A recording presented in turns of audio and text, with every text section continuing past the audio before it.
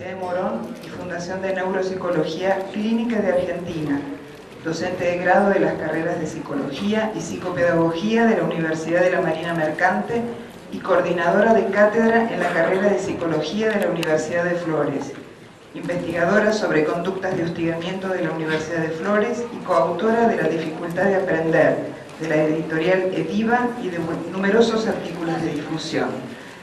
Bueno, además de darte la bienvenida, muchísimas gracias por estar. Yo recién me entero de tu situación tan apremiante con una mamá internada y bueno, muchísimas gracias por compartir con nosotros todo tu saber. Bueno, gracias a ustedes por la presentación, la verdad. Bueno, aprovecho que ella hizo esta introducción para contarles que en realidad tengo que pedir disculpas, que yo no pude llegar a tiempo cuando correspondía llegar, porque la verdad estaba invitada y estaba con mucha alegría de poder acompañar y olé, como digo siempre, tanto olorcito de educación durante tantos días. Pues una dificultad familiar, así que estoy ahora un ratito y después me voy. Pero bueno, por lo menos estoy en la charla como corresponde. Así que muchas gracias a ustedes por venir. Para mí es un placer, para mí es una alegría que hayan contado o que tengan ganas de escuchar sobre esto, en realidad, y que hayan pensado en que yo lo podía hacer, porque hay tanta gente que sabe tanto y que puede hablar tantas cosas bonitas. Entonces para mí es una alegría que realmente hayan pensado en mí. Ella me hacía señas cuando me escuchaba el tema en qué momento hago y sigo haciendo, porque me encanta, pero a mí, ¿sabes qué? Me dio otra sensación. Yo dije, cuando uno hace tantas cosas, faltan, ¿viste? Cuando empiezan a decir una larga experiencia, tantos años de experiencia, entonces yo digo, mejor que ahora sea una novata, es preferible, ¿no? Porque esos años de experiencia implican también años por otro lado, ¿no? Si no, ¿en qué momento uno lo hace? Sí, muy joven, empecé muy chiquita, muy chiquita. Más allá de las titulaciones, que a mí particularmente me da un poco de vergüenza escuchar generalmente, yo siempre digo qué es lo que hacemos con esas titulaciones, ¿no? Que eso es lo más importante. El tema no es acumular papelitos, que a veces son importantes o menos importantes, no importa, pero el tema es qué hacemos con eso que vamos aprendiendo. Entonces, en esto que ella les empezó a relatar, me parece que es interesante que ustedes entiendan por qué yo hice ese recorrido de formación, porque así se va a entender un poco más de qué voy a estar hablando, ¿está? En principio yo soy una educadora, yo me dedico a educación. Mi primera titulación fue el profesorado de educación primaria. Y empecé ese camino, en realidad, de búsqueda de explicaciones. Y me encantó la psicopedagogía. Yo me enamoré de la psicopedagogía y lo sigo sosteniendo, que es el campo por excelencia de la educación, ¿sí? No porque estemos hablando de la dificultad de aprendizaje, sino porque estamos hablando de aprendizaje. Uno siempre piensa en el psicopedagogo como aquella persona que se ocupa de los niños que tienen algún tipo de problemita, ¿no? Y eso es el 50% de nuestra profesión. Ahora, la psicopedagogía, como nosotros tenemos una formación en nuestro país con un lineamiento particular, tuvo una característica en mi formación, y era que era tremendamente y excesivamente psicoanalítica. Entonces, cuando yo tenía que explicar la dificultad de aprendizaje de un chico en la escuela, siempre estaba la cuestión vincular de por medio, que si los papás se habían separado, que si había fallecido algún familiar, que el nacimiento de la hermana, etcétera, etcétera. Entonces me parecía que ahí faltaba una pata para poder explicar qué es el aprendizaje y qué le pasa a un niño o a un adolescente cuando no puede aprender. Entonces ahí entré en el campo de la neuropsicología. ¿Saben lo que es la neuropsicología? Fascinante ese. Hay un neurólogo de la UBA que simplemente dice que la conexión entre el cerebro y la conducta. ¿Está? Para que ustedes estén sentados acá, para que yo esté conversando en este momento, a pesar de algunas variables en mi conversación y algunas cuestiones que te van a estar flotando personales, ¿sí? Para que yo pueda hacer todo eso y mantener el foco en lo que estoy diciendo y que yo pueda tener una charla coherente, ¿verdad? Y que realmente tenga algún contenido, hay un cerebro por debajo que está funcionando. Para que ustedes estén allí sentados, esperen que agarre un pocito, para que ustedes estén allí sentados, escuchando, con hambre, con sueño, con ganas de almorzar dentro de un rato, con frío, con calor, con algún problema, con ganas de hacer algún paseo, de ir a comprarse un suéter, lo que sea. Ustedes están con su cerebro en este momento allí sentados prestando atención, más, menos, percibiendo lo que van a ver ahí escrito, tratando de recordar algunas cuestiones con las cuales se podrían llegar a asociar lo que yo voy diciendo. Quien tenga mayor posibilidad de asociar con lo que sabe, sin lugar a dudas va a poder construir algo más o menos interesante. ¿Estamos? Lo que quiero decir con esto es que cada uno de ustedes está allí sentado, yo acá parada, circunstancialmente, y yo acá parada, cada uno con su cerebro, y que lo estamos poniendo en funcionamiento y que hay montones de variables del ambiente que influyen para que nosotros podamos tener una actuación mejor o peor. ¿Está? Entonces, cuando decimos que la neuropsicología lo que hace es estudiar la conexión que hay entre el cerebro y la conducta, ¿qué estamos diciendo? Que tratamos de estudiar ese cerebro que subyace a cualquier conducta. Cuando digo conducta no es disciplina, conducta es acción, dentro de esta terminología de este campo disciplinar. Conducta es todo lo que hacemos. Conducta emocional, conducta cognitiva, conducta, todas las conductas, todo lo que hacemos. ¿Está? Entonces, imagínense ahora, si tuviese un pizarrón, estaríamos dibujando un triángulo. ¿Está? Dibújenlo con su cabecita. En la punta de ese triángulo vamos a poner a la conducta. Lo que un chico hace, lo que un adolescente hace. Leer, escribir, ¿qué más hace? Jugar, calcular, pelearse, etc. Eso es su conducta. Eso es nuestro observable, es lo que nosotros podemos ver de lo que hace ese chico. Por debajo de esa punta, de ese triángulo, están determinados procesos que llamamos cognitivos. Estamos en un siguiente nivel. Procesos cognitivos que son la base de esa conducta. Es decir, si yo tengo un niño que tiene algún tipo de dificultad en sus procesos atencionales, en su sistema atencional, va a tener una manifestación conductual que va a coincidir con una dificultad atencional. Supongamos que tengo un alumno que tiene una dificultad en su lenguaje oral, en su lenguaje expresivo, yo voy a tener en la punta una manifestación. Acuérdense de este triángulo porque vamos a volver. Entonces, tenemos la conducta, en el siguiente nivel, esos procesos cognitivos, y por debajo de esos procesos cognitivos, ¿qué? ¿Qué?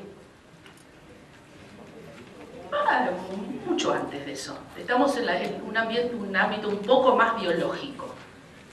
¿Sí? Por supuesto que la constitución subjetiva, sí, pero nos vamos a otro polo explicativo, otro paradigma. Yo tengo un cerebro, tengo una conducta, tengo determinados procesos funcionales, memoria, atención. ¿De qué más estoy hablando cuando digo procesos funcionales? Memoria, atención, percepción, ¿qué más? Atención, ¿qué más? Sí, también lenguaje. ¿Estamos? Lenguaje, piensen en el lenguaje, por favor. Permanente. Cuando hablamos de procesos cognitivos, estamos hablando fundamentalmente de la madre de todo, que es el lenguaje. Por debajo de ese proceso, que es lo que a mí me permite prestar atención, hay determinados circuitos neurales, una red que se va a conformar para que yo pueda focalizar en lo que quiero focalizar, ¿verdad? Y poder bajarle el nivel a otro estímulo que está alrededor, que tal vez es bonito, pero que en este momento no corresponde que yo le preste mucha atención. Cuando uno dice es un chico que no presta atención, ¿qué estaremos diciendo? ¿A qué atención nos estamos refiriendo? Porque en realidad nosotros usamos un vocabulario relacionado con lo cognitivo y muchas veces no tenemos idea de qué estamos diciendo. Y lo ponemos en el informe. Es un niño que le cuesta prestar atención. ¿Qué queremos decir cuando decimos eso? Porque el sistema atencional es tan complejo que le cuesta prestar atención. Puede ser que no inicia la actividad, puede ser que inicia pero la abandona, que no llega al final. Puede ser que, por ejemplo, le cuesta sostenerla, entonces después en algún momento la puede llegar a abandonar, o que la inicia, la sostiene, pero de una forma totalmente desorganizada. Entonces uno ve un caos en una carpeta o en un cuaderno, pero no es que no sabe, no aprendió, sino que en realidad va a tener alguna dificultad en ese proceso cognitivo que subyace a esa conducta. Por ejemplo, hacer un cálculo de matemática, un cálculo encolumnado. Una cuenta en columna, una operación, una suma, una resta. ¿Estamos?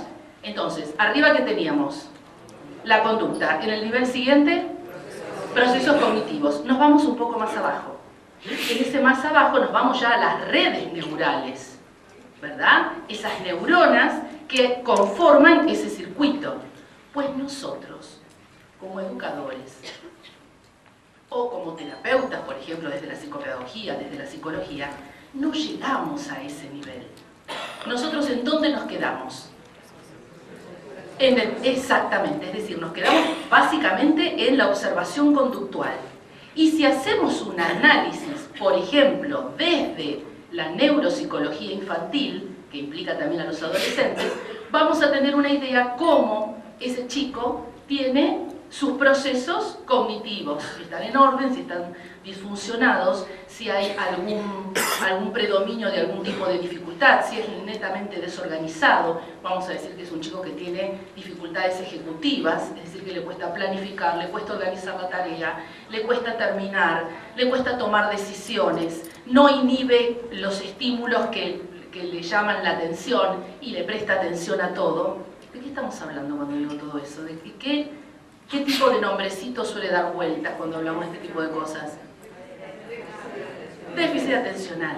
Entonces, en lugar de decir no presta atención, deberíamos tener como educadores en claro que un chico con déficit atencional, la dificultad que tiene es justamente en estos procesos cognitivos, que en este caso serían las funciones ejecutivas. Ese es el núcleo del problema de un chico con déficit atencional. Entonces ahí tendríamos un poquito más en claro qué es lo que le pasa para poder diseñar una estrategia pedagógica adecuada y no quedarnos con una lista de los 10 mejores ítems para los niños con déficit atencional que circula por internet o circula por todos lados y pretendemos homogeneizar a todos los niños que tienen algún problema de atencional con la misma lista. Segmentar, ¿qué más? ¿Qué más hacemos? Bueno, pues no a todos hay que segmentarles. Si bien es un recurso válido, no a todos tenemos que segmentarles. Lo que les quiero decir es que la neuropsicología, estudiando el cerebro y la conducta simultáneamente, cómo ese cerebro subyace a la conducta manifiesta, que me permite comprender la particular forma de ser de un niño, de un adolescente, poder darme cuenta cuál va a ser el lugar por donde yo voy a intervenir para que ese chico mejore su calidad de vida, no solamente su conducta o su desempeño, esté mejor, sea un chico contento. ¿Estamos? Todo chico que tenga dificultad de aprendizaje la pasa mal. Un chico con dificultades de aprendizaje en nuestras escuelas sufre. ¿Cómo lo manifiesta conductualmente? ¿De qué manera? Portándose horrible. Pero uno, como adulto, conocedor de todas estas cuestiones, tenemos que entender que ese tipo de conducta siempre es reactiva a algo que le está pasando. Y alguien que no aprende, la pasa mal, porque nuestras instituciones son los lugares donde vamos a aprender. Y si yo, donde tengo que aprender, no aprendo, en realidad estoy defraudando a mi maestra, a mi director, a mi mamá, a mi papá, a todo el mundo. Y si encima mi hermano es fantástico y todo el mundo me lo marca, peor todavía. ¿Qué hago? Me porto horrible. ¿Sí? Entonces, cuando uno empieza a indagar todas estas cosas, decimos, qué bueno que podamos formarnos en áreas disciplinares que nos permiten entender la particular forma de ser de un chico. Tanto el que aprende como el que le cuesta aprender. ¿Está? Bueno, miren todo lo que les dije para decir que había hecho neuropsicología infantil. Pero me parece importante. Bueno, y después de este camino, ya les digo, la docencia, la psicopedagogía, la neuropsicología me pareció bárbara. En realidad lo que trabajé profundamente es lo que nosotros llamamos neurociencia educacional, que es lo que vamos a detallar prácticamente en nuestra charla. Es esta conexión entre la neurociencia. Les aclaro algo, la neuropsicología es una de las neurociencias. ¿Por qué decimos neurociencias en plural? Porque ustedes lo dicen, lo repetimos todos, pero ¿de qué estamos hablando cuando hablamos de neurociencias? ¿De qué se imaginan? A ver. ¿Qué cosa? Son varias. Bien, ¿alguna la pueden nombrar? ¿Se les ocurre cuál será una neurociencia? Cuando está Facundo Manes en el programa de Mirta Legrand, por ejemplo, que empieza a hablar de neurociencias, ¿en qué están pensando ustedes cuando él habla? Inteligencia, sí, pero ¿qué ciencias? Sí, pero son todas aquellas que ¿qué hacen fundamentalmente? Si son neurociencias. Su objeto de estudio, desde distintos campos, va a ser este sistema nervioso. Entonces voy a tener las neuroimágenes, que ¿qué hacen estas neuroimágenes? Me permiten, por suerte, ¿qué cosa? Verlo de alguna u otra manera, ver cómo un cerebro se activa ante una tarea cognitiva. Por ejemplo, ¿cuál? Leer. Entonces yo pongo a un niño, es totalmente inocuo, pongo a un niño, un adolescente, un adulto leyendo y puedo ver cuáles son las áreas de su cerebro que se empiezan a activar cuando está tratando de comprender eso que está leyendo. Y voy a poder ver a través de esas neuroimágenes y comparar el cerebro de un niño con un trastorno de la lectura y el cerebro de un niño lector hábil, y voy a darme cuenta la diferencia en las zonas que se activan. Y esto lo tenemos ahora. Hace muchos años atrás lo imaginábamos, lo suponíamos y hacíamos hipótesis diagnósticas, a veces terroríficas, y le poníamos el cartelito, ¿no? A veces terroríficas. Ahora tenemos esto. La realidad es que no todos los niños que llegan a nuestro consultorio o que están trabajando en las escuelas con algún psicopedagogo tienen la posibilidad de hacer una neuroimagen. Por supuesto que estamos muy alejados, pero lo que les quiero decir es que vamos en camino de poder entender mucho mejor lo que es una dificultad de aprendizaje. Entonces las neurociencias son varias ciencias que convergen para estudiar desde la parte química, desde la parte fisiológica, desde la parte de imágenes, desde la parte estructural, el cerebro. Una de las neurociencias, la neuropsicología. ¿De qué se ocupa? De ese cerebro y la conducta manifiesta. ¿Estamos de acuerdo? Porque si no, no sabemos en dónde estamos parados. Si no estamos hablando de un tema del cual, ¿con qué están conectando ustedes en su cabeza? ¿Esto es aprendizaje? ¿O no? ¿Nosotros no somos especialistas en aprendizaje? Entonces tenemos que ser especialistas en que el otro comprenda cuáles son las conexiones. A mí me encantaría poder entrar en el cerebro de cada uno de ustedes y poder saber con qué palabra están conectando lo que yo digo. Porque de acuerdo con esa palabra va a ser esa red de conocimiento que van a construir. ¿Sí? Es fascinante. Eso se llama, no tiene nada que ver con el tema, sistema semántico.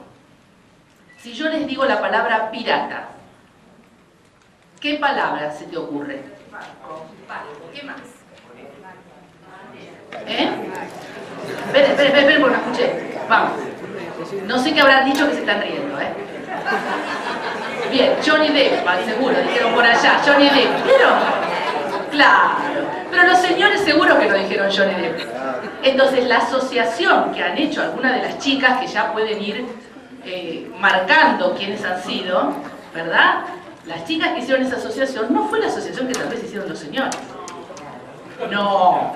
¿Está? Es decir, si yo a un niño le pregunto ¿con qué palabras relaciona pirata? Y me dice 10 palabras, yo estoy entrando en su cerebro y ¿qué estoy viendo? Que él tiene montones de conexiones conceptuales alrededor de la palabra pirata. Si empieza a ver barco y queda en barco. Cuando yo le digo, ¿qué tal si escribimos una historia sobre piratas? ¿Con qué palabras las va a escribir? Si no las tiene. ¿Está? Entonces, antes de decirle, vamos a escribir sobre piratas, yo tengo que indagar, abrir bien y decir, ¿en qué estás pensando cuando yo te digo pirata? Entonces, si veo que me decís, y se abre todo un mundo, o lo hacemos en grupo, y la palabra que dice ella dispara otra en él, etc., cuando se larguen a escribir la historia de piratas, van a ser bonitas historias. ¿Está? Y no que decimos, escriban una oración con mueble. Lo tengo, 5 oraciones, una de la palabra mueble. Pobrecito, ese mundo. ¿Qué se le va a ocurrir con la palabra mueble? Y encima la maestra pone, escribimos lindas oraciones. ¿Qué es una linda oración? ¿Es bonita? ¿Es completa? ¿Es larga? ¿Qué es una linda oración? Bueno, esas cosas nosotros los educadores lo tenemos metido en nuestros genes. Y lo que yo deseo profundamente es sacarlo.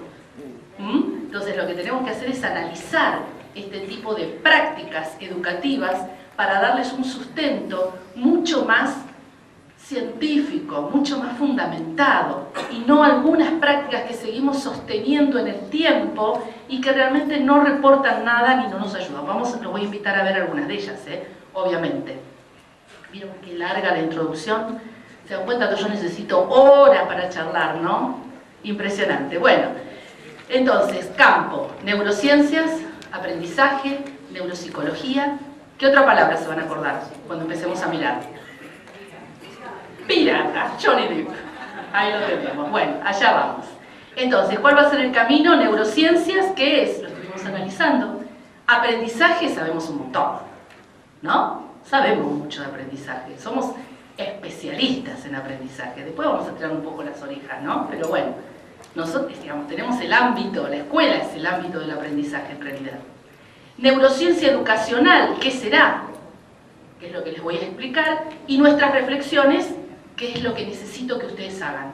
Que hagamos juntos. Yo los invito a que esto no sea un monólogo, los invito a que charlemos, ¿no? Yo hablo mucho, y engancho un tema y el otro. A mí me encanta que ustedes participen, así que cuando se les ocurra, escucho todo lo que tengan ganas de decir, ¿está?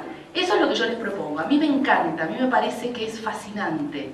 Entonces me encantaría que ustedes también me acompañen en este pensamiento de sobre qué es educar, qué es aprender, qué es no aprender, y qué podemos hacer al respecto. Neurociencias. La actividad cerebral subyace a toda conducta, simple o compleja. ¿Lo hablamos esto? Les quedó, ya está, no tengo que decir nada más. ¿Qué vamos a aclarar? Nuestro cerebro subyace a toda conducta, simple o compleja. ¿Hablamos de simple o compleja? No, eso no lo dijimos. ¿Qué querrá decir simple o compleja? Simple ¿Cómo qué? A ver. Sí, perfecto. Bien, es un hábito. ¿Y compleja? Totalmente de acuerdo. Comprender un texto. Tenemos que empezar a entender que hay determinadas conductas que nosotros como educadores suponemos que son simples y en realidad no lo son para un niño, porque son conductas que requieren procesos, una cantidad de procesos muy importantes y muy profundos para poder llevarla bien, a buen puerto. Sigamos con los piratas. Digamos, para que realmente sea un trabajo de comprensión, tengo que poner en juego muchas estrategias, muchos procesos para que esto se logre. Entonces, siempre el cerebro va a estar presente en una conducta simple, en un hábito, en algo que hacemos cotidianamente, en algo que hemos automatizado. ¿Está? Acuérdense de esta palabra. Y también va a estar en una conducta que no hemos automatizado. Y ahí realmente estamos mostrando esa conducta que llamamos inteligente. Ya que estamos con la palabra inteligente, no voy a poder evitar ya decirles. Cuando estamos hablando desde neurociencia educacional, no estamos hablando de inteligencias múltiples. ¿Estamos? No estamos hablando de inteligencias múltiples. Hay un constructo no diferente, pero el constructo de inteligencias múltiples es un constructo bonito, de fácil lectura, muy comprable. Entonces esta multiplicidad de inteligencias nosotros preferimos llamarlas de otra manera. ¿Tá? Entonces siempre cuando hablemos de emoción, ya que vos estabas hablando de emoción, yo lo voy a retomar ahora, no estamos hablando de inteligencia emocional, de inteligencia lingüística. Tengamos cuidado porque, especialmente en el ámbito de la educación inclusiva, son temáticas de muy fácil captación porque nos ayudan mucho a aliviar la pena. ¿Está? Piénsenlo desde ese lugar. Alivia la pena, alivia el dolor hablar de este tipo de cuestiones. No tiene una fundamentación científica. Divulgación enorme, pero tenemos poco sustento científico. No está comprobado que esto sea así. ¿Está? Bueno, un grande, Kandel, ¿lo escucharon nombrar? ¿Por qué lo pongo a él? No porque vayamos a analizar la obra de Kandel ni su premio Nobel. Lo que les quiero decir es esto. Cuando trabajamos en neurociencia educacional, siempre es un objetivo en realidad, que quienes son referentes sean referentes muy sólidos, sean equipos de investigación muy sólidos, porque si no vamos a caer en otras cosas que vamos a ver después. Entonces, este es un gran señor, es un gran neurocientífico que ha trabajado profundamente, insisto, premio Nobel en el año 2000, y él dice que el cerebro es el secreto mejor guardado de la naturaleza. ¿Se acuerdan cuando alguien dijo que usábamos solamente el 10% de nuestro cerebro? ¿Qué dicen? ¿Él está diciendo eso? Está haciendo una reflexión sobre la complejidad de este cerebro, pero ¿usaremos el 10% del cerebro, como dicen algunos por la calle, digamos? No, después vamos a hablar de eso, ¿sí? Bien, él trabajó con un bichito que se llama Plicia, un bichito una babosa marina gigante, y trabajó específicamente con lo que es memoria y aprendizaje. ¿Por qué lo comento? Porque para los escritos relacionados con neurociencia y neurociencia educacional, casi es lo mismo, son sinónimos, memoria y aprendizaje. Cuando hablamos de memoria no estamos hablando de lo memorístico, de lo no constructivista, no estamos hablando de conductismo, ¿estamos? Sino que nosotros necesitamos un sistema de memoria para poder vivir. Si no, ¿vieron cuando vemos las películas de amor que ella pierde la memoria, no recuerda lo que hizo el día anterior? ¿Qué hace? ¿No empieza todo de nuevo? Bueno, entonces si no tenemos memoria, ¿qué nos va a pasar? Entonces de esa memoria estamos hablando. Habría que analizarla en profundo, pero no del aprendizaje memorístico. Entonces para Kandel, memoria y aprendizaje son sinónimos, porque yo tengo que poder guardar en mi memoria eso que acabo de aprender, porque si no, no dejó huella. Ya que digo, no dejó huella. ¿Por qué nosotros en cuarto tenemos que enseñar fracciones? En quinto enseñamos fracciones, en sexto, otra vez propio, impropio, aparente. Le preguntamos cómo se suma, dice que no recuerdan. ¿Cómo se pasa? ¿Lo recuerdan? ¿No tenemos que volver a empezar? ¿No fantaseamos con que el chico realmente lo sabe? ¿O no? Y volvemos a hacer exactamente lo mismo para... ¿No hacemos, por ejemplo, diagnósticos a principio de año, después de 15 días de repaso? Y después decimos, tomamos la evaluación diagnóstica. ¿Eso es un diagnóstico? No.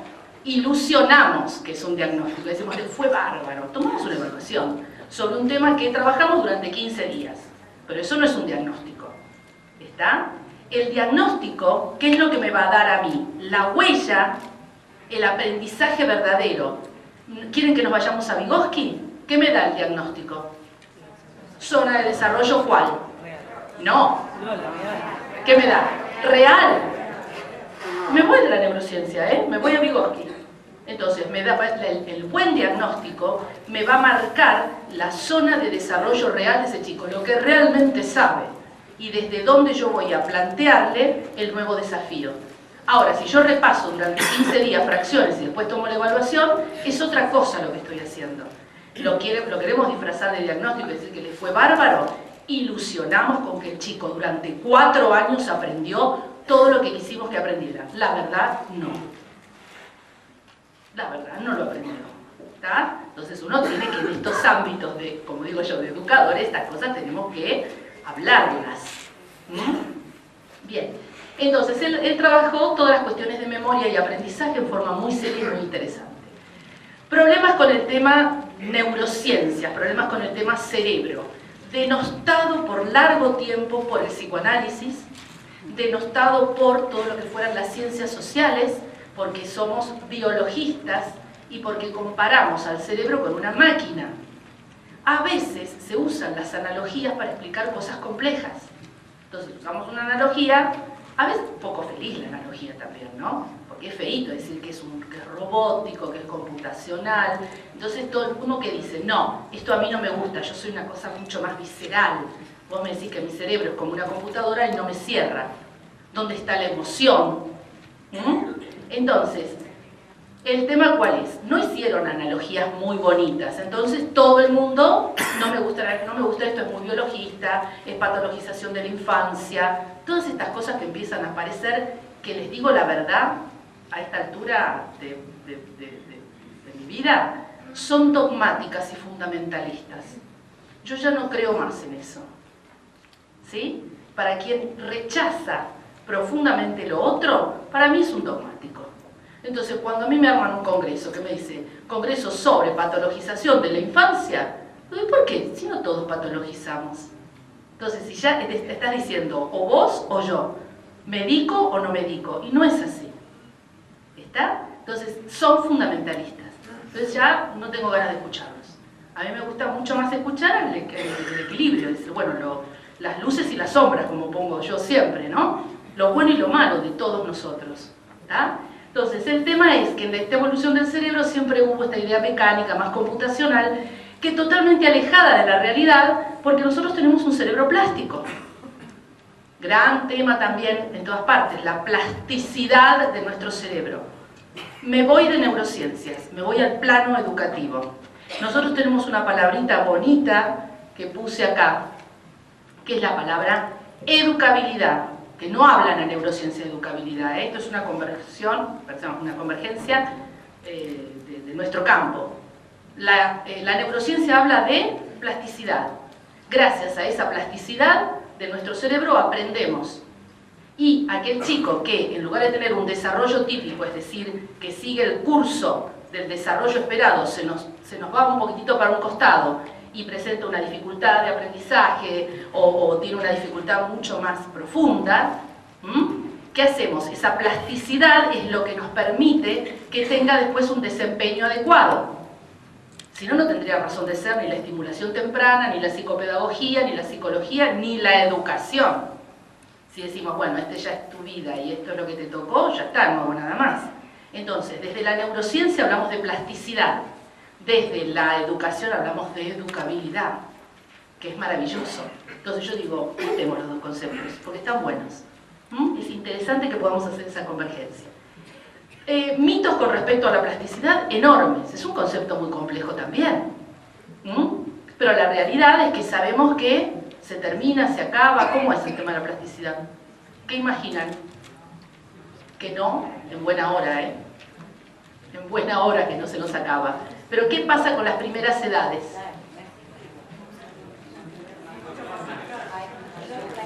Claro, es decir, esta plasticidad va a estar presente a lo largo de toda nuestra vida, pero ¿qué va a pasar en estas primeras etapas? Va a ser el momento justo. Me pongo del lado de la psicopedagogía. Llega un adolescente de 15 años con dificultades de comprensión lectora, lo manda a la escuela, no entiende lo que está leyendo, no entiende nada, le va horrible, etcétera, etcétera. Llega con esa idea de que tiene dificultades en comprensión lectora. Cuando uno empieza a rascar un poquitito en lo que le está pasando, nos damos cuenta que el problema no está en comprensión, que el problema está en la decodificación de la lectura, porque lo escucho leer en voz alta y lee como si fuese un nene de segundo, de tercero, de cuarto, y tiene 15 años, 16 años. Entonces, ¿cómo va a poder comprender bien un chico que no decodifica bien? Entonces, ¿qué pasó cuando ese chico estaba aprendiendo a leer? Nadie lo escuchó leer. Este es el punto. ¿Por qué escuchamos a leer a los chicos cuando son grandes? ¿Por qué nuestros alumnos tienen tan pocas instancias de lectura espontánea en un curso? Tomamos lectura, no se toma lectura, se los escucha leer cada momento de su vida de estudiante. Porque al escucharlo leer, me doy cuenta si tiene los procesos de decodificación indemnes, si tiene recursos de comprensión, me doy cuenta si el chico tiene cierta cadencia en la lectura y no esa lectura monótona. No necesito tomar una prueba específica para saber si alguien está comprendiendo un texto. Piensen cuando escuchan a alguien leer. Aquel que cuando tiene una posición baja el tono, ¿qué quiere decir? Que entendió que es una posición, que entiende que lo que está leyendo es la aclaración de ese sujeto que estaba antes. Entonces uno cuando escucha leer ya tiene un panorama de la situación real de cada chico. Entonces a mí me pone muy nerviosa cuando llega al consultorio un chico de 15 años con una dificultad lectora, que yo digo, ¿y qué pasó en todos esos años de escolaridad? No lo escucharon. No lo escucharon, se pusieron bien, regular, bien en lectura, pero ¿cómo lee? Es decir, un docente, un maestro, tiene que ser un experto en el aprendizaje de la lectura y la escritura. ¿Por qué? Porque es su experticia, es su espacio. ¿Está? Si yo no sé cómo es el desarrollo típico de las habilidades de lectura, de escritura, de cálculo, de comprensión lectora, cómo es el desarrollo real, no voy a poder ver la dificultad nunca porque no sé qué mirar. Y lo que les pasa a nuestros maestros es que no saben qué mirar, porque ellos están siguiendo al señor Santillana, al señor Puerto de Palos, y es lo que pensó el señor de Puerto de Palos para ese grupo de alumnos. Entonces al chico hoy le toca unidad 1 y mañana le toca unidad 2, que está buenísima como la planteó quien la planteó, pero yo voy a tener que hacer una adaptación para mi grupo, porque este que está acá sentadito tiene un problema, ella no está, tiene mayores fortalezas. Bueno, ¿cómo manejo esta situación? No me lo puede decir unidad 1, unidad 2. ¿Está? Y después empezar a acelerar cuando llega a fin de año, porque tenemos la obligación de terminar el libro porque salió muy caro y los fueron a decir, me hicieron comprar el libro para usar 3 unidades. Entonces empezamos con el acelere de unidades de trabajo prácticos sobre unidad 1, unidad 2, unidad 5, unidad 6, unidad 7. Y empiezan las unidades a volar y nuestro cerebro tiene una capacidad limitada. Yo no puedo meter porque sí. Tenemos que hacer poquito y bueno, porque si no, volvemos al concepto del que arrancamos. Los aprendizajes no dejan huella. Entonces todo es ilusorio, todo está agarrado con pincitas y ese chico en realidad aprendió poco. ¿Qué es lo que nos está pasando? ¿Por qué tienen tantas dificultades los chicos de comprensión lectora? Es un largo tema, voy a detenerme allí, ¿sí? Porque es un gran tema para nosotros. Yo nombré la palabra desarrollo. La palabra desarrollo es una palabra fantástica para la neurociencia y fantástica para nosotros. Nosotros, insisto, tenemos que ser expertos en desarrollo de, por ejemplo, de la lectura, de la escritura, del cálculo, de todo. Tenemos que ser expertos en eso, saber cuáles son los grandes hitos que se van a ir dando para poder acompañar adecuadamente a ese grupo de chicos. Este desarrollo infantil claramente es un proceso de co-construcción, lo genético y el ambiente. ¿Quién es el ambiente? La escuela, la familia. ¿Sí? Entonces yo puedo tener, esto es maravilloso, una genética desfavorable, es decir, puedo tener una genética con una dificultad estructural, por ejemplo, pero un buen ambiente va a subsanar esto claramente. Ejemplo, chicos con dislexia, 2 niños con dislexia, trastorno de la lectura. Si uno de esos chicos recibe una buena respuesta educativa, si tiene una buena propuesta pedagógica, ¿va a seguir siendo disléxico? Por supuesto que sí, porque es un trastorno del neurodesarrollo que se mantiene a lo largo de toda la vida. Pero va a tener un desempeño totalmente diferente a aquel niño que no recibió ese tipo de estimulación. No adelantada, pero sí una detección temprana de su dificultad y poder decir, bueno, vamos a hacer este tipo de estrategias con este chico. Seguirá siendo disléxico, pero su historia va a ser distinta. Su historia va a ser absolutamente distinta. Entonces nosotros no podemos darnos el lujo de que esto nos pase por al lado y que sobrevivan siempre los más aptos. Tenemos que poder detectar a tiempo qué es lo que está pasando. ¿Por qué? Porque nosotros estamos en este ambiente que va a realmente tener una incidencia muy importante en lo estructural. Los genes y la experiencia construyen este cerebro. Entonces nosotros, como educadores, tenemos que darle la mejor experiencia a ese chico, la mejor experiencia educativa, que es lo que nos compete a nosotros, para que realmente tenga un crecimiento y un desarrollo óptimo. Ahora, si yo les estoy brindando una experiencia educativa antigua, obsoleta, repetitiva, aburrida, que la hizo otro, para otro cerebro, con una fantasía de cerebro que no sabemos cuál es, ¿sí? Y no que realmente es una respuesta educativa personalizada, difícilmente podamos tener un desarrollo óptimo. ¿Estamos? Por eso es tan importante entender cómo nosotros podemos influir en el desarrollo del cerebro de un chico, tanto como su familia, ¿no? Es decir, acá les puse la imagen de los mellizos o los gemelos, ¿no? Los estudios se hacen con gemelos, cuando tienen distinto tipo de estimulación y cómo tienen distinto tipo de respuesta. Todo lo que les estoy diciendo tiene que ver con investigaciones muy trabajadas. Es decir, hay investigaciones que trabajan, por ejemplo, con los bebés, ¿sí? Esto es una imagen capturada de un video muy interesante sobre desarrollo infantil, sobre desarrollo temprano. Entonces dice, el niño naturalmente solicita la interacción. ¿Cómo solicita, cómo demanda ese chico la interacción? Con los gestos, con el llanto. ¿Y qué hace la mamá naturalmente? Porque nadie se lo enseña. Naturalmente, ¿qué hace? Le responde. ¿Y cómo le responde? Con esas voces que hacemos nosotras cuando le contestamos a un bebé. Bueno, y ese ir y venir va conformando este circuito comunicativo, por ejemplo. Es decir, tengo una necesidad, mi mamá, mi papi me lo va a satisfacer de alguna manera. Y eso uno lo hace naturalmente. Y cuando no sale naturalmente, tenemos que estar ahí, los educadores y los terapeutas, para sostener a esa mamá que tal vez no sabe que lo tiene que mirar a su bebé, hablarle, mimarlo, acariciarlo, cantar. ¿Cómo hace con un bebé? ¿Verdad? Digamos, esta conducta de apego que uno hace con un bebé muy pequeñito, que en realidad lo que hace es construirle a ese bebé. ¿Está? Esto es fundamental, lo que está haciendo esta mamá en ese momento. Bien, primer año de vida. Esto es un gráfico para que nos demos cuenta, cuando estamos hablando de desarrollo y de plasticidad, lo que pasa en el primer año de vida de un chico. Y lo que pasa entonces en el primer año de un chico, de vida de un chico que no tiene, por ejemplo, un buen nivel nutricional. Que realmente es una inmoralidad, ¿verdad? Que nuestros chicos, hablemos de la República Argentina, algunos de nuestros chicos lamentablemente no tengan lo que necesita su cerebro tener. Y está absolutamente comprobado que una mala nutrición, una desnutrición, fíjense lo que está pasando acá, primer año. En realidad, ¿qué va a pasar con estos procesos que se están construyendo? En el amarillito está todo lo que tiene que ver con la visión y la audición, lo primario. Lo celeste continúa el lenguaje y en rojo las funciones cognitivas superiores. Fíjense lo que es esa curva en el primer año de vida.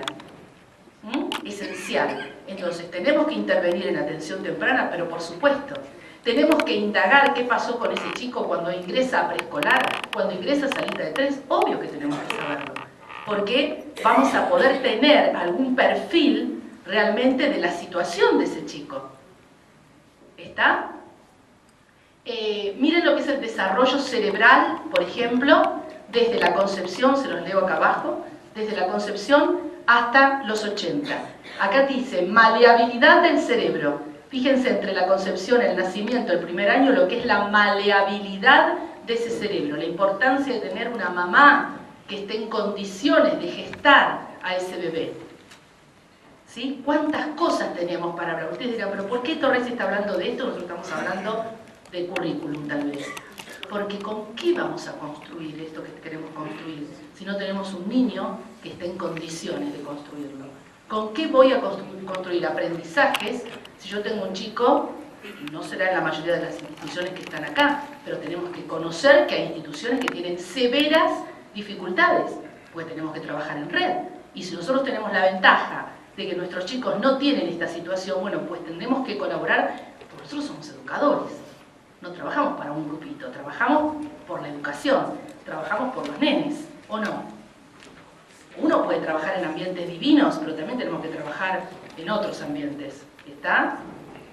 Porque en realidad ahí es donde nos necesitan. Entonces, cuanto uno más sabe de estas cosas, más tenemos que estar en los lugares más críticos. Si no, somos todos fantásticos en lugares espectaculares y con todos los recursos y con todas las cosas. Eso, para mí, por lo menos, es educar, ¿no? Desarrollo. Cuando hablamos de desarrollo, hablamos de una transformación, de un cambio. La flecha. ¿Por qué la flecha? ¿Por qué habré puesto este gráfico? Continúa hacia arriba, hacia abajo. Exacto, es decir, transformación diferencial y continua de una competencia. ¿Qué competencias? ¿Cuáles? ¿Cuál puede ser una competencia de la que nosotros estamos hablando? La lectura es una competencia, ¿sí? Por supuesto, el lenguaje, la expresión oral, la expresión escrita, la escritura espontánea, el dictado, la copia, hasta la copia es una competencia, ¿sí? Todo es una competencia. Yo tengo que saber, esto está bueno, cuáles son los indicadores de logro de esa competencia, porque si no, ¿cómo la evalúo? ¿Está? Nosotros ponemos objetivos, pero la realidad es que yo tengo que saber qué quiero, cuál es el indicador que me va a marcar que ese chico sabe hacer eso. ¿Manejamos indicadores? No. Poquitos. Y nosotros deberíamos hacer poquito con indicadores. Y decir, bueno, sí, este indicador me está marcando, porque si no tiene esto, quiere decir que no aprendió esto que yo quería que aprendiera. Entonces, el desarrollo es la palabra, tanto para la neurociencia como para nosotros. Yo veo ese proceso de desarrollo, porque yo tengo que llegar a la punta del triángulo, tengo que ver esa conducta manifiesta y de la mejor manera posible. Entonces tengo que ser un gran observador de diferentes desarrollos. ¿Estamos? Y si yo no veo este cambio cualitativo en este desarrollo, que en realidad lo voy a traducir como comportamiento, no sé cuál es el nivel de dominio de la competencia. Ejemplo, lectura. ¿Cómo sé cuál es el nivel de dominio que tiene de la competencia lectora los chicos de cuarto? Y alguien dice, leen bien, leen mal, y el maestro siguiente dice, no, leen horrible. No, pero conmigo leía bárbaro. Bueno, a ver, tengo que tener un indicador para poder tener un parámetro y tener en claro quién lee bien y quién no lee bien. ¿Qué estoy teniendo en cuenta? ¿O es simplemente mi oído y mi escucha y mi parecer subjetivo? ¿Está? ¿Se dan cuenta cuántas cosas nos faltan construir para tener un gran proyecto educativo en una institución? No estoy hablando a nivel macro, ¿eh? Lo que les estoy diciendo es a nivel institucional. Es lo que realmente podemos hacer en nuestras instituciones. Se puede hacer, ¿eh? No es que son pececitos de colores y cosas bonitas como uno lee en el libro. Se puede hacer. Es un acuerdo de equipos de trabajo. Es un acuerdo entre preescolar y primer ciclo. Decidir cuáles son los indicadores de que esos chicos cuando terminan tercero son lectores hábiles de tercero, obvio. ¿Cuáles son los indicadores? Entonces yo tengo 3 maestros de tercero con el mismo criterio para evaluar a esos 100 chicos. ¿Está? Entonces, estas son las cuestiones que tenemos que construir desde la investigación científica, no desde lo subjetivo. Entonces, ¿cuál es el nivel de dominio de una competencia? El aprendizaje, ¿qué hace? ¿Se acuerdan que habíamos dicho que íbamos a hablar de neurociencia de aprendizaje, no? Cambia estructuralmente nuestro cerebro. Cuando aprendemos algo, nuestro cerebro cambia. ¿Por qué cambia? Porque es plástico. ¿Sí? Entonces necesitamos el buen aprendizaje. Ese aprendizaje que realmente me va a movilizar toda la estructura que tengo y no que voy a estar haciendo siempre lo mismo, etcétera, etcétera. ¿Tienen algún comentario con respecto a esto? ¿Les gusta? Digan la verdad. ¿Sí? Bueno, ¿qué es el aprendizaje para la neurociencia? ¿Qué dijimos? Cambio. ¿Está? Quédense con esa palabra. Aprendizaje es cambio. Si no hay cambio, no hay aprendizaje. Es así de claro. Cambio permanente o relativamente permanente en la capacidad para realizar una conducta, la que está acá arriba, en la pirámide, en el triángulo, y siempre va a ser como consecuencia de la experiencia. Es decir, el aprendizaje es experiencial. Yo necesito de la experiencia para poder aprender. ¿Quién brinda una buena experiencia? El docente. ¿Quién guía a ese docente para brindar una buena experiencia? ¿Quién? El equipo directivo. El equipo directivo, si el docente, acá empiezan los tirones de oreja, si el docente tiene que ser un experto en desarrollo, el directivo tiene que tener un máster en desarrollo. Sí, sería una cosa del equipo directivo.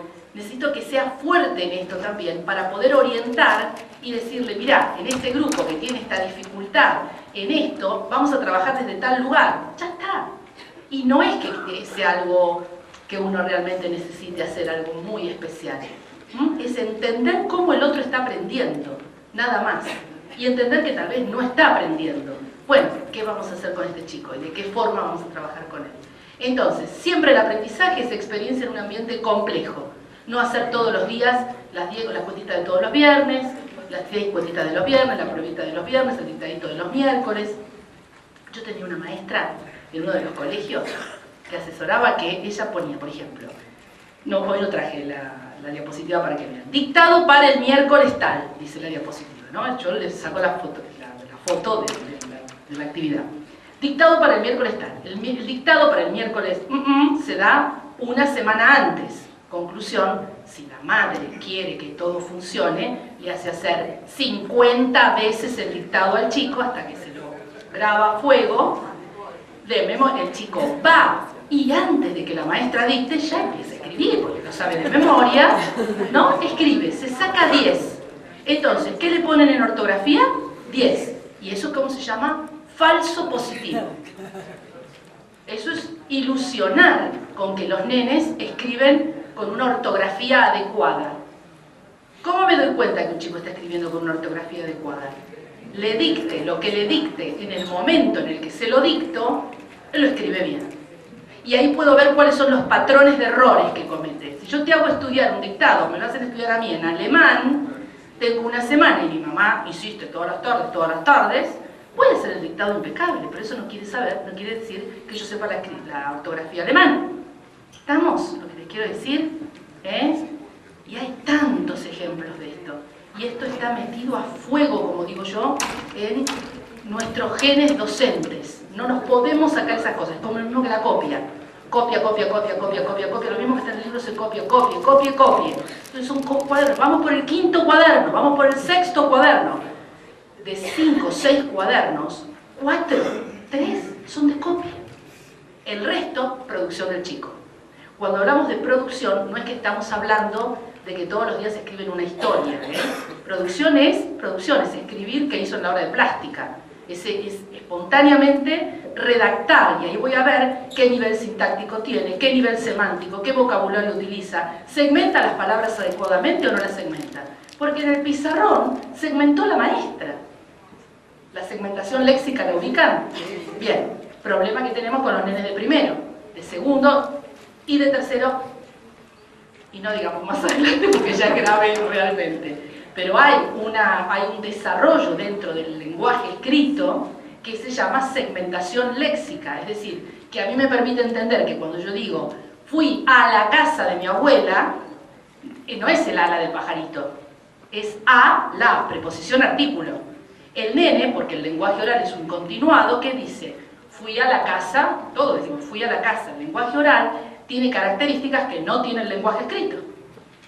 El nene tiene que aprender a segmentar léxicamente el lenguaje. Miren esto, si yo le dicto María,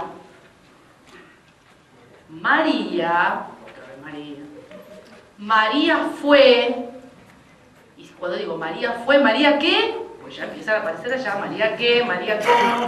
Bueno, María fue a la casa. ¿Qué estoy haciendo ahí? En realidad le estoy dando la segmentación. Yo le tengo que decir, mira, te voy a dictar, María fue a la casa de la abuela, de su abuela. ¿A dónde fue María? A la casa de su abuela. ¿Quién fue a la casa de su abuela? María. ¿Entendiste lo que estamos diciendo? Sí, porque entonces yo ahí lo que hago es despejar el nivel de comprensión. El chico sabe lo que va a escribir. Y ahora le dicto, bueno, vamos a escribir. Presten atención, mírenme, mírenme ustedes. Me miran, ¿no? Si yo no tengo la mirada de ustedes acá, en realidad no voy a empezar a dictar. Si yo te tengo a vos dada vuelta así, no voy a empezar a dictar, porque no estoy trabajando un proceso cognitivo que está en el segundo nivel, que es básico, que es la atención. Yo necesito procesos preatentivos, se llaman preatentivos, para que vos te dispongas a iniciar una acción. Si no tengo eso, no empiezo a dictar. Porque es ir al muere.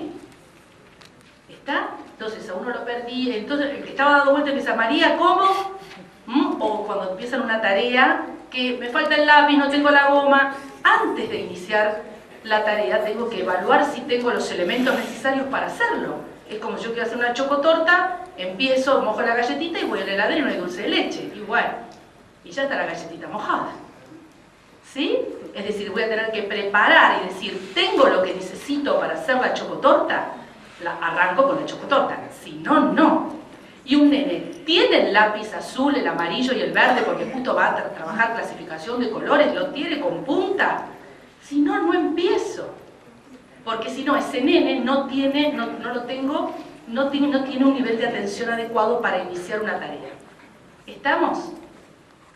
infinita cantidad de cosas tenemos que hablar para entender que uno hace una experiencia en un ambiente complejo y que realmente lo que va a provocar es un cambio estructural.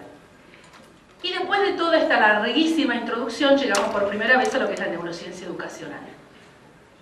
Si ahora yo les hago mirar ese gráfico, en realidad tenemos 3 círculos, ¿verdad?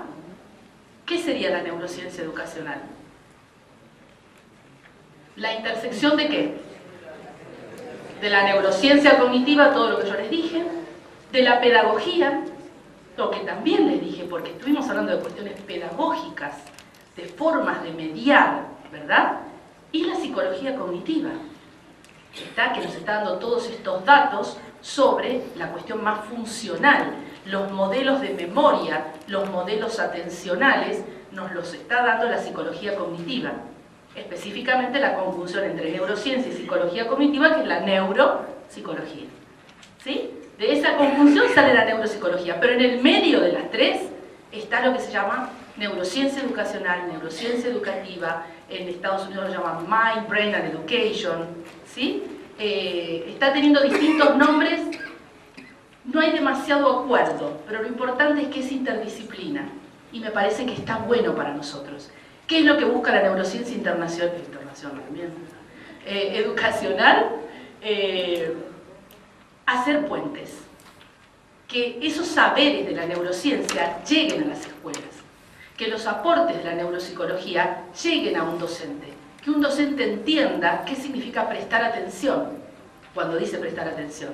Que entienda cómo es el lenguaje de un chico, cómo se desarrolla el lenguaje y qué tiene que escuchar del nene, porque te dicen, por ejemplo, pasa de preescolar, tiene un vocabulario bárbaro, se expresa bárbaro, habla todo el día. ¿Pero comunica lo que quiere comunicar o es verborrágico? ¿Tiene estructura sintáctica lo que está diciendo o es una cosa absolutamente incoherente? Habla, no es solamente hablar, ¿sí? Se confunde el habla con el lenguaje. Yo puedo hablar con alguna dificultad y decir, en lugar de rosa, decir grosa, y eso no es que mi lenguaje tenga dificultades. Nosotros los educadores confundimos las famosas dislalias, las R, las S, con problemas del lenguaje. Y tenemos nenes que pronuncian divino la R y la S y tienen un trastorno del desarrollo del lenguaje. Porque cuando tienen que hacer la estructura de una idea, la hacen y la mamá te dice, pero yo le entiendo cuando me habla, yo lo entiendo. Bueno, pero nadie tiene que ser intérprete. Uno tiene que tener un discurso comunicativo que todos puedan entender. En principio oral y después va a ser un discurso comunicativo desde lo escrito. Y ahí vamos a tener buenas producciones escritas. ¿Vieron cuando leemos las producciones de los chicos que decimos, ¿qué quiso decir?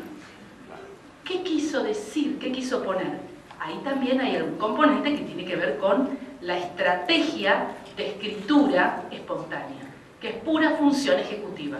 Organización, planificación, ejecución y revisión. Temas fascinantes. Necesitaríamos una semana de trabajo sobre esto. ¿Sí? Entonces, interdisciplina genuina hace puentes dinámicos. ¿Qué necesitamos? Identificar problemas comunes, diseñar intervenciones, necesitamos divulgar los conocimientos, lo que yo trato de hacer permanentemente. Yo creo profundamente en esto y creo que la psicopedagogía es quien puede divulgar, quien tiene una patita en un lado y la otra patita en el otro, porque el que habla solamente de neurociencia, ahí se queda. Muy interesante escuchar. Yo podría mostrarles infinita cantidad de cerebros, áreas neurales, les muestro nombres fascinantes y cerebros que se mueven. ¿Y con eso qué hacemos cuando volvemos el lunes? Nada. Yo lo que necesito es eso que se sabe sobre ese cerebro, llevarlo a una clase de todo al llano, llevarlo al todos los días. Cómo un docente sabe cómo captar la atención de sus alumnos, qué tipo de actividades van a ser convenientes para ver el desarrollo de las habilidades comunicativas, ¿está? Y no lo que dice otro, ¿está? Bueno, la divulgación de conocimientos y obviamente la formación de recursos humanos. Necesitamos formación, mucha, pero buena formación, no hacer solamente cursos de títeres.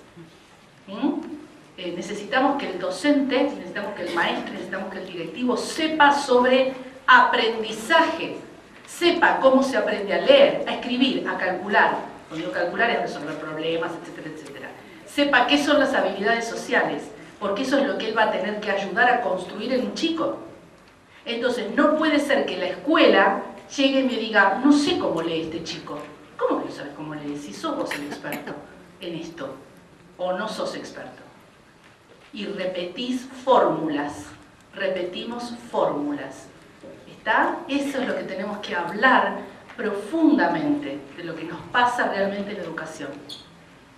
¿Qué hace la neurociencia educacional? Procesos cognitivos. ¿Cuáles eran? ¿En qué nivel estaban? Segundo nivel. ¿Vieron? ¿Qué estamos haciendo? Lo que primero conversamos y analizamos, lo estoy conceptualizando en una diapositiva.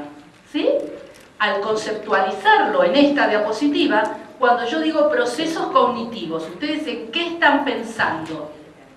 Díganme ahora los procesos cognitivos. Memoria, la atención, percepción, ¿qué dijiste vos? Lenguaje. Ella ahora dice lenguaje y antes había dicho percepción. ¿Eso qué quiere decir? Que abre en su cerebro conceptualmente el término proceso cognitivo. Y si alguien tiene ganas de pasarse el fin de semana leyendo sobre procesos cognitivos, todavía va a abrir más el tema. ¿Se dan cuenta? Yo lo que me encanta es sembrar semillitas, ¿sí? Que cada uno tome el tema que le gusta. Tomen cualquiera. Todos son fascinantes, todos son bonitos, pero tomen algunos. Porque nosotros tenemos, insisto, que ser expertos en esto. Procesos cognitivos, efectos de la genética, el ambiente, la emoción, la edad, en el aprendizaje. No analizamos todo, pero en parte sí, ¿verdad? ¿Qué analizamos de ese segundo ítem? Efectos de la genética, del ambiente. ¿Hablamos del ambiente? Sí, perfecto. La emoción, que vamos a hablar ahora, y la edad en el aprendizaje. Yo algo dije de la edad en el aprendizaje, cuando recibo un chico de 15 años con dificultades de lectura. Diseño de estrategias educativas, ¿hablamos de eso? Sí, en la medida que podamos comprender, vamos a hacer un diseño de una planificación mucho más acorde a lo que están necesitando nuestros alumnos. La detección temprana de dificultades, ¿lo hablamos? Sí. Es decir, si yo sé cómo se aprende a leer y sé qué procesos están implicados en la lectura, voy a poder darme cuenta que ese chico tiene alguna dificultad en tal aspecto. ¿Está? Las particularidades del cerebro, del desarrollo infantil en general y en especial de las habilidades de lectura, lo dijimos, ¿verdad? ¿Ven cómo podemos analizar los temas? Y cuando vamos a la diapositiva, es como que ya tenemos experiencia previa con ese concepto. Entonces es mucho más fácil que ustedes ahora le den una vueltita más al concepto, ¿está? Primero lo conversamos y después le dieron una vueltita con una apoyatura visual. Estoy diciendo lo mismo que dice ahí. Y el cerebro que aprende y también el que enseña. Esto es un gran tema de la neurociencia educacional. Nosotros tratamos de trabajar con el niño que está aprendiendo, el adolescente que está aprendiendo, pero también tenemos que trabajar con el cerebro de quien está enseñando. Hay unos trabajos preciosos, yo los había comentado cuando estuve en la institución de ustedes, que es un trabajo muy lindo que se hace en Israel sobre un concepto que lo llaman universalización de la enseñanza.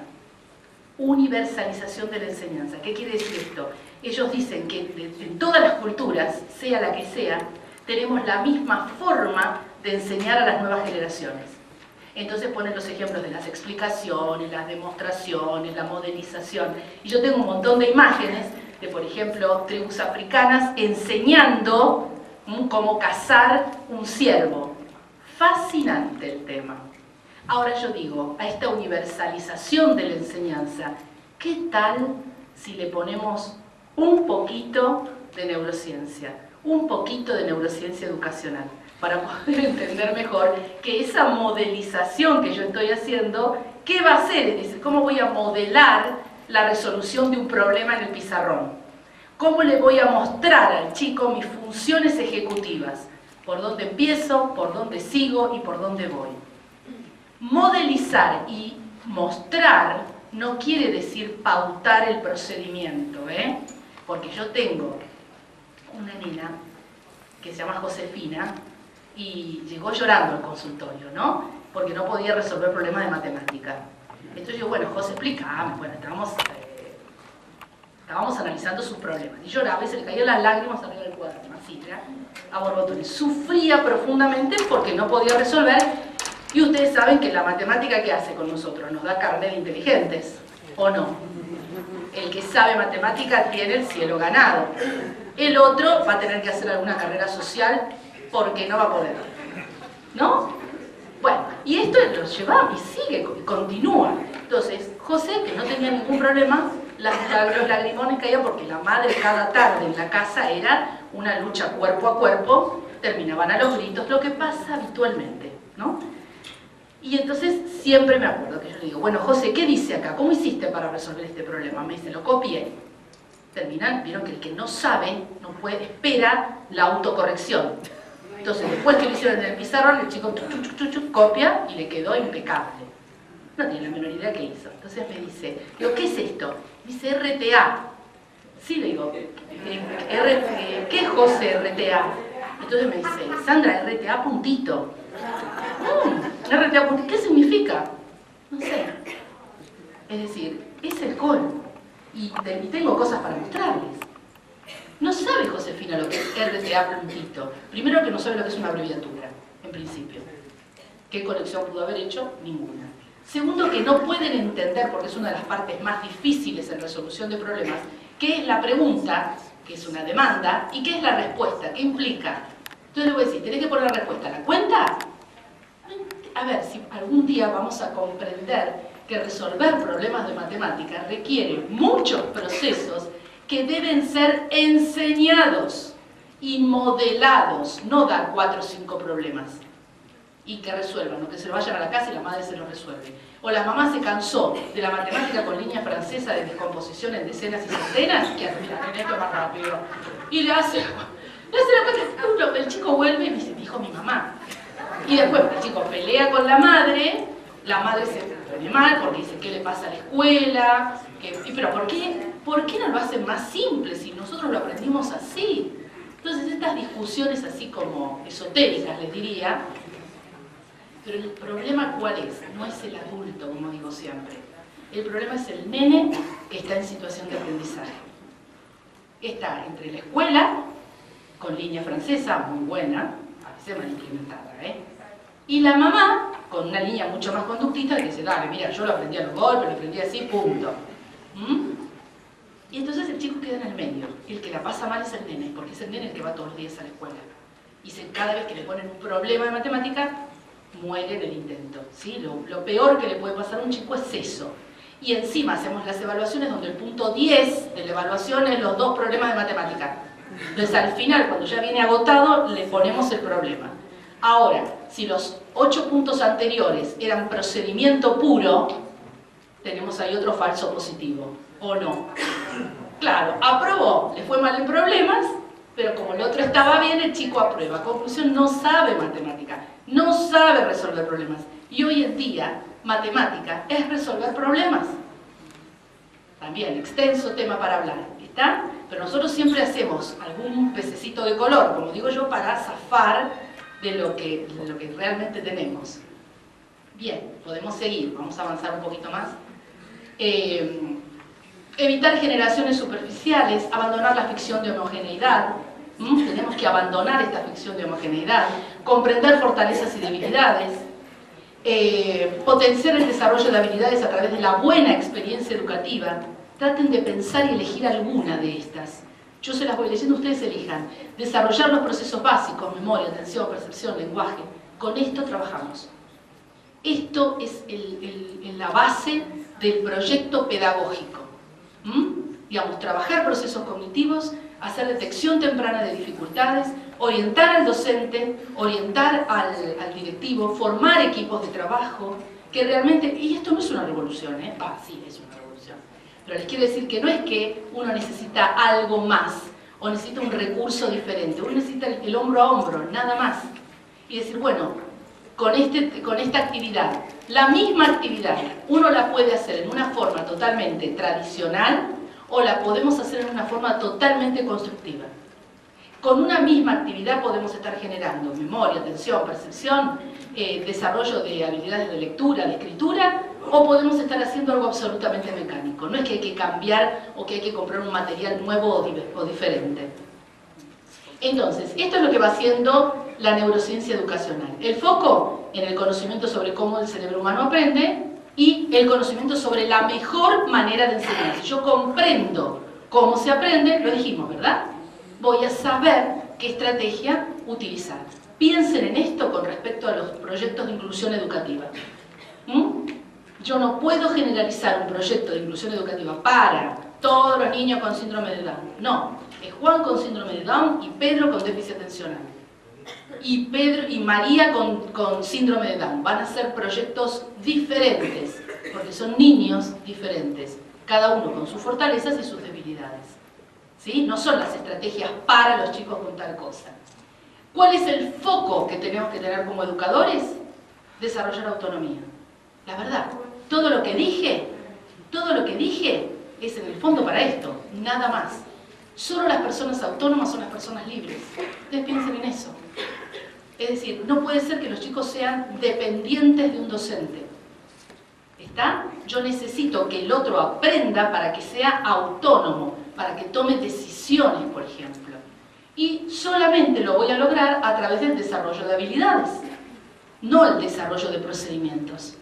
Entonces yo no desarrollo contenidos, desarrollo habilidades de lectura, de escritura, de cálculo, de resolución de problemas, de habilidades sociales, etc.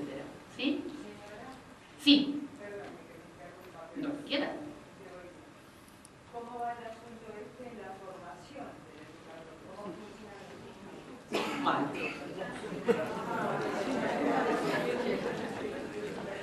No, es que es una realidad. Lo mío es un deseo. Es una expresión de deseo que algún día se va a lograr. No lo tenemos todavía. No lo tenemos en las universidades.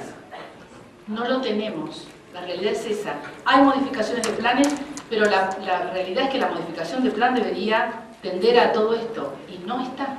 No se sabe, no hay formación, nos falta mucho.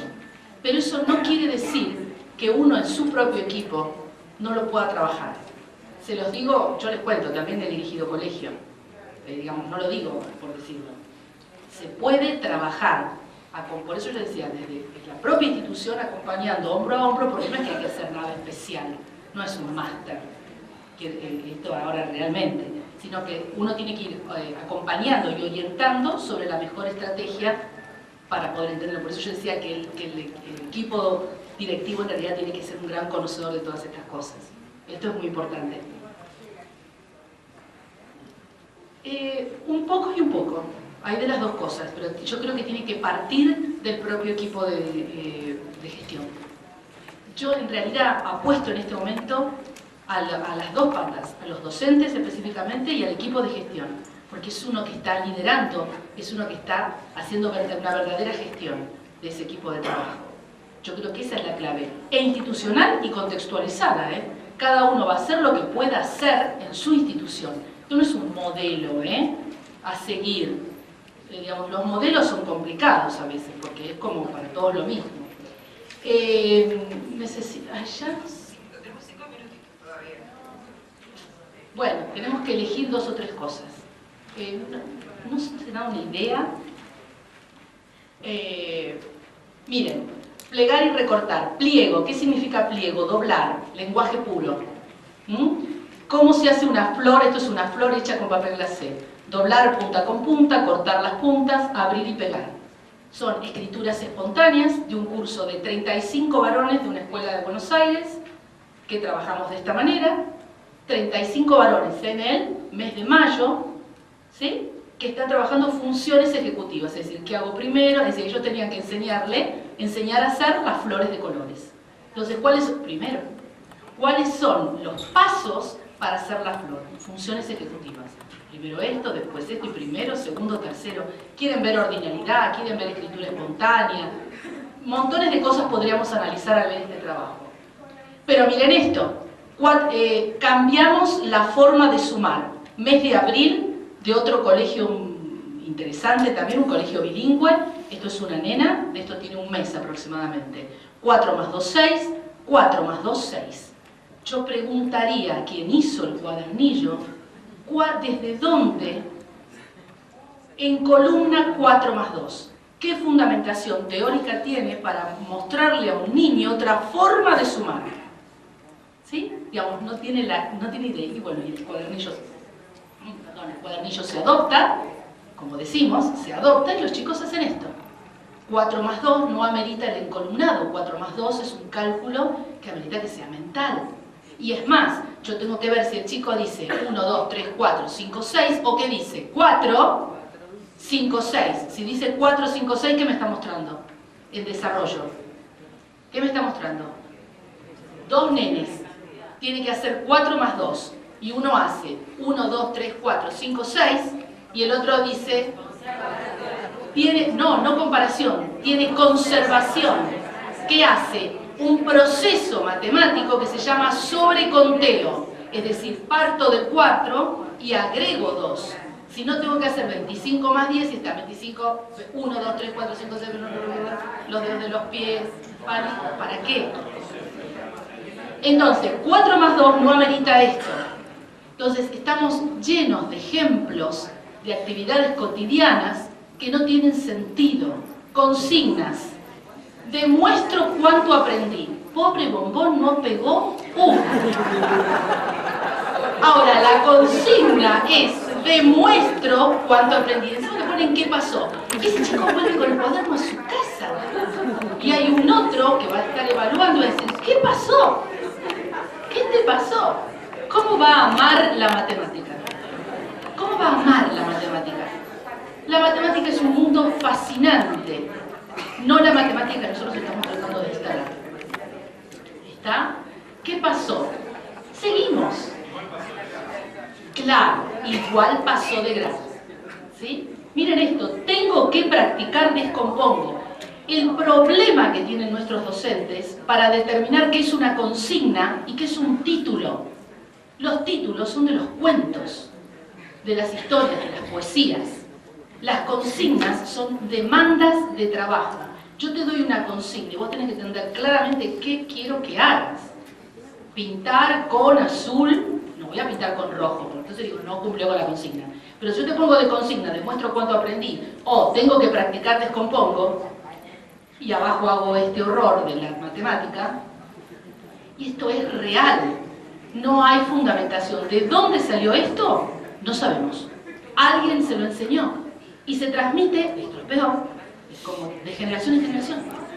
¿Por qué digo que es lo peor? Porque tenemos docentes muy jovencitos, porque acá no tiene que ver los años, tenemos docentes muy jovencitos que tienen prácticas pedagógicas preocupantes, que tendrían que ser los más flexibles y sin embargo son los más rígidos. Y esto es un observable constante en las instituciones, tenemos que tener cuidado con esto. Bueno. Ay, necesito 10 minutos más.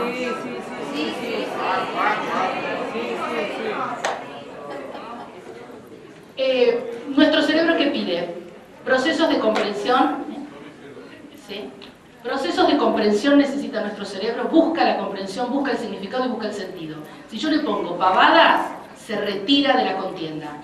Mira para el otro lado porque es más divertido hacer lo que está haciendo el de al lado y ver las flores que tiene el lápiz de color de la de al lado, que las plumas vuelan. Es mucho más entretenido eso. El chico necesita relacionar información significativa y contextualizada. El tengo que practicar descompongo no está contextualizado, no es significativa, es una adaptación a una cosa espantosa que le estamos presentando. No le sirve para nada. A este chico perdió las 4 horas que estuvo a la mañana en el colegio. El cerebro busca patrones. Las voy a pasar así como ideas. No lo vamos a desarrollar. Busca patrones. Nuestro cerebro está armado de esta manera. Siempre va a buscar un patrón repetido porque categorizamos todo el tiempo. Esto es vaca, esto es animal, esto es planta. La vaca la pongo dentro de la casita de los animales. Nuestro cerebro trabaja por categorías. Entonces yo tengo que poner en una categoría. Por eso buscamos patrones. Inclusive se dan en la naturaleza los patrones, ¿no? Miren los patrones. Esto es nuevito también. Esto es nuevito. Es el mismo colegio que hace el 4 más 2 columnado. Fíjense la práctica pedagógica. Esta O de una nena que recién empieza, porque esto puede tener un mes, 2, supuestamente están trabajando grafías. La grafía de la O. Esto es simplemente un completamiento de renglones y un esfuerzo para sobrevivir. Un esfuerzo. ¿Sí? Y arriba dice, Fernanda, y miren la consigna, decía, cambia la A final por O en el juego y descubrí los nombres. Fernando. Bueno, ella volvió a poner Fernanda y nadie vio que puso Fernanda. Ni nadie vio que no terminó.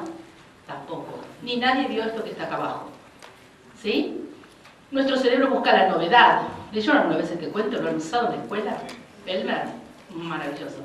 El cerebro detecta la novedad, es decir, lo individual, que rompe el patrón y va a buscar inconscientemente lo que no pertenece. Entonces es muy interesante trabajar con este tipo de estímulos, por ejemplo con un Elmer, porque Elmer es el diferente. ¿Estamos? Muy, muy interesante. Miren esto, de una muy buena propuesta relacionada con la matemática educativa. Pero uno tiene que ser muy reflexivo en el momento de adoptar un texto o en el momento de seleccionar de un texto la actividad que se va a hacer. Porque tal vez todo el texto viene bárbaro, pero hay un pequeño quiebre que decimos, bueno, esa actividad la vamos a dejar para más adelante. Y le damos vuelta a la hoja y ya está, ya fue. Si yo tengo que decir, problemas para repasar, una señora retiró dinero del cajero automático 3 veces durante una semana. La primera, no sé qué dice acá, no me acuerdo, bueno, como que retiró 670. Como perdió el comprobante de la tercera extracción, no recuerda el importe, las 3 operaciones, es decir, campo semántico relacionado con cajero automático, no campo semántico relacionado con pirata. Ahora, un niño de cuarto, ¿sabe lo que es extracción, importe, comprobante? Esto es un esfuerzo de contextualizar algo que es absurdo. Vieron que la matemática educativa, en matemática educativa trabajamos sobre siempre las situaciones contextualizadas y trabajar para resolver cuestiones de la vida cotidiana. Bueno, claro, esto para el que hizo el libro, que insisto, es gente muy respetable, pero a todos se nos escapa alguna cosita. Entonces yo cuando vengo y veo esto me pongo nerviosa. Entonces esto es trabajo con este chiquito, o que es cooperación, que es comprobante, que es extracción, para que después, ves acá dice, ¿cuánto sacó? El importe es cuánto sacó del banco, el chico no lo sabía. Yo tengo que lograr, en esta interacción, poder hacer la conjunción entre mis modelos, mis esquemas de conocimiento y la información explícita. En esto se basa la comprensión lectora. Y ahora creo que vamos a avanzar directamente con una cosa y ahí terminamos, ¿sí? En esto creo que se basa la comprensión lectora. En que yo tengo un esquema de conocimiento, que es el que yo traté de construir con los procesos cognitivos, y después la información explícita lo junto y lo que logro es una representación mental elaborada. Si yo tengo que resolver un problema de matemática, tengo que hacer estos 2 caminos. Si yo no tengo estos 2 caminos, la representación de la situación no la tengo. Entonces el chico que te dice, sumo, y después con la cara, resto. ¿Multiplico? Porque vieron que es un ejercicio de adivinación. A alguna le emboca. Tiene 4, y si tiene 2, mejor, porque 50 y 50. Sumó, restó, pone en orden, más o menos sabe. Entonces, miren esto. Categorías. Este es el famoso letramanía. Sin embargo, está totalmente modificado. Porque no es que hay que sacar las cosas, hay que tomar lo bueno, modificarlo y que para nosotros sea productivo. Una tarea de categorizar, de sacar el intruso, pero fuimos por más. Está bien, no era solamente pintar el oso que no corresponde. ¿Por qué no corresponde oso? ¿Qué son nosotros para decir que en esta categoría el oso no va? Son frutas. Bueno, estamos categorizando, estamos clasificando una de las tareas primordiales de nuestro cerebro. ¿Se acuerdan que hablábamos de patrones, de categorías, todo eso? Porque después tienen que hacer categorías y clasificaciones mucho más complejas. Bueno, yo tengo que empezar cuando son chiquititas, ¿sí? Bueno, 2 temas nada más. Si no, me quedo con parte del recorrido. ¿Por qué dijeron OM? Porque es tierno. Porque, ¿y este señor Spock? ¿Se acuerdan del señor Spock? ¿Qué no tenía el señor Spock? no tenía emociones, era pura cognición, era un tipo totalmente racional. Oh, miren esto. Justo en el... No, me quedé sin batería, ¿me podés ayudar? No, no te puedo creer. Ah, no. Sí. Esto querrá decir que tengo que terminar. Claro. Sí, quiere decir que tengo que terminar. No sé. Ahí vamos. Esperen. Ya está.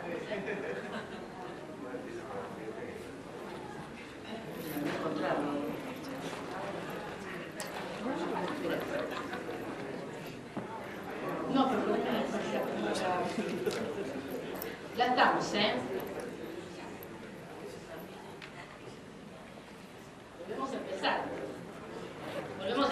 Volvemos a empezar, ¿les parece?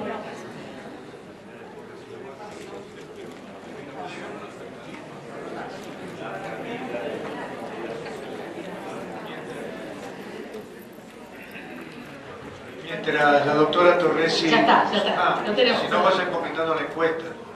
Bien.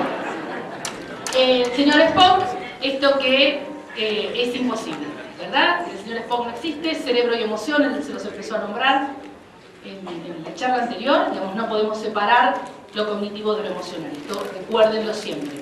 Nosotros tenemos una larga tendencia a lo cognitivo dentro de nuestras instituciones y esto de que los varones no lloran, bueno, te golpeaste, dale, levántate y no pasa nada. No, ya está, no pasó nada, no es nada, bueno, tiene que ver con esta actitud que tenemos, sobre todo relacionado con lo cognitivo. Bueno, estas son todas investigaciones que apuntan a nuestro cerebro de entre cognición y emoción permanentemente, ¿verdad? Son todas investigaciones y textos que hablan sobre la conexión indisoluble entre emoción y cognición para la toma de decisiones. Ahora me di cuenta que faltaba un video que tenían que ver, que está buenísimo. Para la toma de decisiones, para no disociar y para las cuestiones relacionadas con la regulación emocional. Damasio, que es otro grande también en todo esto, habla de cerebro y emoción, especialmente para toma de decisiones y habilidades sociales. Digamos, los proyectos de educación en habilidades sociales los trabajamos desde este lugar. La conjunción emoción y cognición. Los altos niveles de regulación de la conducta que impactan en las habilidades académicas, es decir, cómo tenemos que trabajar en nuestras instituciones la regulación conductual, porque tiene directa relación con todo el desempeño académico. Todo es investigación de estos últimos años. Lo que tiene que ver con motivación y autorregulación, súper importante también, todos los estudios del 2013, 2008 sobre lo cognitivo, más esta dimensión energética que es la motivación. Son estudios muy interesantes que explican el rendimiento diferencial de los chicos en la escuela. Bueno, y esto era todo el tema de autorregulación, que lo vamos a pasar un poquitito, lo dejamos para un poco más adelante. Esperen porque saltó todo. Y otro tema muy importante, ¿se acuerdan de esta imagen? El partido de fútbol, donde si pueden ver que todos tienen exactamente la misma reacción, todos se agarran la cabeza y gritan, en este famoso gol de Owen. Bueno, esto fue una investigación también sobre el cerebro social, las cuestiones sociales del cerebro, toda esta cuestión de modelado y de cómo imitamos la conducta del otro. Súper interesante para el trabajo con adolescentes. Entonces tenemos una explicación fundamentada de muchas cuestiones que vamos a ver en esta pirámide conductual. ¿Está? Luces y sombras es lo último, prometo. Luces y sombras. Esto me muero si no se los digo. Cuidado. No es para tanto, pero uno así tiene que ser así como enérgico, ¿no? Hay cosas fantásticas, pero hay cosas feitas y que nos están pasando en este momento. Las llamamos generalmente neuromitos, las llamamos de distintas maneras. El prefijo neuro está de moda. Hay mucho alrededor nuestro con neuro esto, neuro lo otro, y lo que hagan en otros ambientes no importa, pero lo que se hace en educación es peligroso, ¿sí? Entonces, como a nosotros nos gustan tanto estas cositas así medio pendulares, tenemos que tener cuidado porque venden pececitos de colores. Inclusive hay titulaciones inexistentes en nuestro país, las neuropsicoeducadores, que no existen programas de internet sobre neurociencia, que lo que tiene que ver es más con lo que puede ser Claudio María Domínguez, ¿sí? De autoayuda, ¿estamos? Que lo que realmente estamos hablando desde la neurociencia educacional, con todo el respeto a lo que hace, pero no confundamos, esto es lo que les quiero decir. Si les gusta la autoayuda, vamos por la autoayuda, pero si estamos hablando de educación, estamos hablando de otra cosa, ¿está? Entonces hay una gran confusión y un gran juego, porque, insisto, está de moda. Mucho libro dando vuelta, mucho libro de autoayuda, no de neurociencia educacional. ¿Está? Mucho libro de autoayuda. Entonces, esas son las sombras, los neuromitos, esto que decíamos del 10% que usamos en nuestro cerebro, lo usamos completo en nuestro cerebro. Completo. No tiene ningún sentido eso que se está diciendo, o cerebro izquierdo, cerebro derecho. Miren esto. Esto lo saqué hace una semana de internet, una página divina. ¿Cómo se llama? PAC Hemisferios. Es decir, PAC Hemisferio, trabajás el hemisferio izquierdo un día y el martes trabajás el hemisferio derecho del chico. Un horror. Pero es real, porque si no parece que uno lo dice, pero no, esta PAC Hemisferio estimula al máximo el aprendizaje de tus alumnos en educación infantil, para los preescolares, con el PAC Hemisferio. ¿Qué tal? Búsquenlo el PAC Hemisferio, que está en cargo, Y acá otras cosas, ¿no? Cómo apunta el médico estadounidense, bueno, no importa cómo, aprovechar al máximo las posibilidades del niño, ya que su cerebro posee un potencial ilimitado. Este señor afirma que la capacidad de almacenar datos concretos es inversamente proporcional a la edad, y que es más fácil, escuchen lo que dice este señor, que es más fácil enseñar a un niño de 1 año a tener unos conocimientos enciclopédicos que enseñárselo a un niño de 7 años. Bueno, entonces esta cuestión de plasticidad, de estimulación temprana, todo confuso. Bueno, vamos a hacer nuestro cierre como corresponde. Esto a mí me gusta personalmente. Educar es depositar en cada hombre toda la obra humana que ha antecedido, es hacer a cada hombre resumen del mundo viviente hasta el día en que vive, es prepararlo para la vida. Y cierra este señor diciendo, y ponerlo al nivel de su tiempo para que flote sobre él. Ponerlo al nivel de su tiempo para que flote. Este nene es un nene con el que es una comunidad de la selva peruana, es una foto nuestra, es un nene de la selva peruana y uno no tiene que ir a un gran colegio con todos los recursos para ver que un niño está flotando. Este nene estaba flotando literalmente sobre su bote, pero miren lo que es la cara de este chiquito y cómo se trabajaba en la escuela de este chiquito, que realmente con sus posibilidades y en su contexto está flotando sobre su tiempo. En realidad, muchas gracias.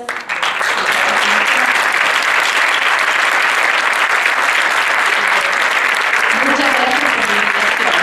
Realmente fue un placer, una alegría y lamento profundamente no seguir acompañando sin haber estado desde el primer momento con ustedes. Gracias. Nosotros te queremos agradecer también, Sandra, y en realidad uno no se puede despejar de su propio rol. Yo soy profesora de prácticas y en realidad verte era un lujo, decía, era practicante ideal, la idoneidad, agilidad y la simpatía con la que demostraste toda esta información, la verdad, cautivó durante más de 1 hora y media todo esto. Así que muchísimas gracias.